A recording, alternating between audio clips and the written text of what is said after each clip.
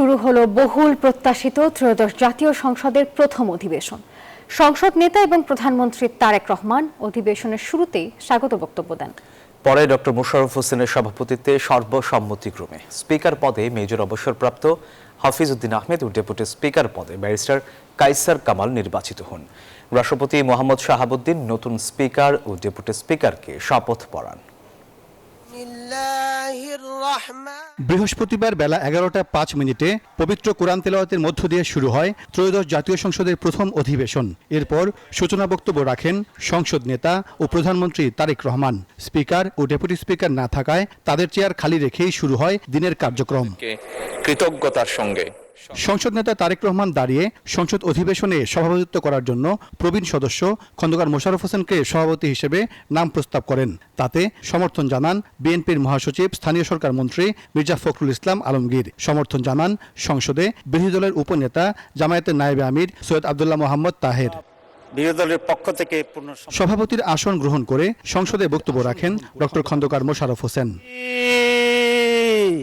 পরে মেজর অবসরপ্রাপ্ত হাফিজ উদ্দিন আহমেদ স্পিকার ও ব্যারিস্টার কায়সার কামাল সর্বসম্মতিক্রমে ডেপুটি স্পিকার নির্বাচিত হন। স্পিকার পদে নির্বাচিত।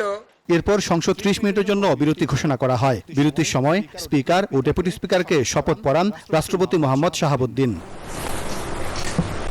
বিরতির পর স্পিকার হাফিজ উদ্দিন আহমেদের সভাপতিত্বে পুনরায় অধিবেশন শুরু হয়। শুরুতেই বেগম খালেদা জিয়া, আয়াতুল্লাহ খামিনী সহ দেশি বিদেশি বিশিষ্ট 33 জন ব্যক্তির নামে শোক প্রস্তাব উত্থাপন করেন speaker. Bashundhara public school and college 2026 শিক্ষাবর্ষে ভর্তি চলছে।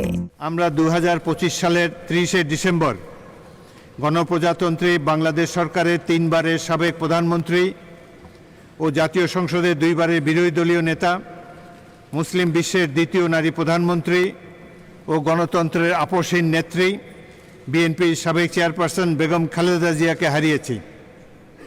এই সংসদ দেশনেত্রী বেগম খালেদা জিয়াকে গভীর শ্রদ্ধার সাথে স্মরণ করছে। রেওয়াজ অনুযায়ী সংসদ সদস্যদের উদ্দেশ্যে বক্তব্য রাখেন স্পিকার। সরকার এবং বিরোধী দল উভয় পক্ষই জাতীয় স্বার্থে ঐক্যবদ্ধ হয়ে জনতার স্বপ্ন বাস্তবায়নের জন্য সর্বাত্মক উদ্যোগ গ্রহণ করবেন, এই আশাবাদ আপনাদের সামনে বিনীতভাবে ব্যক্ত করছি। বিরোধী দল যাতে এই সংসদে কার্যকর ভূমিকা পালন করতে পারে সেজন্য আমি সর্বদাই সচেষ্ট থাকব। ইতিমধ্যেই আমি নিরপেক্ষতার খাতিরে বাংলাদেশ জাতীয়তাবাদী দলের স্থায়ী কমিটির সদস্য পদ থেকে পদত্যাগ করেছি।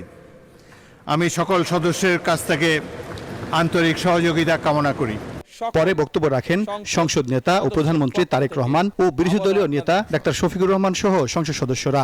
আজকে আপনি মহান সংসদের অধিবেশনের প্রথম দিন অন্তর্বর্তী সরকারের আমলে জারি হওয়া 133টি অর্ডিন্যান্স উত্থাপন করেন আইনমন্ত্রী মোহাম্মদ আসাদুজ্জামান।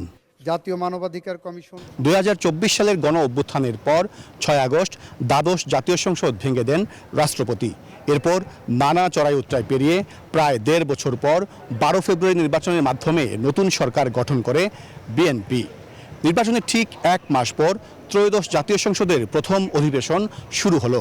এই সংসদকে কার্যকর করার মাধ্যমে জাতির আশা আকাঙ্ক্ষা বাস্তবায়নের অঙ্গীকার করেছেন সরকারি দল ও বিরোধী দলের সংসদ সদস্যরা।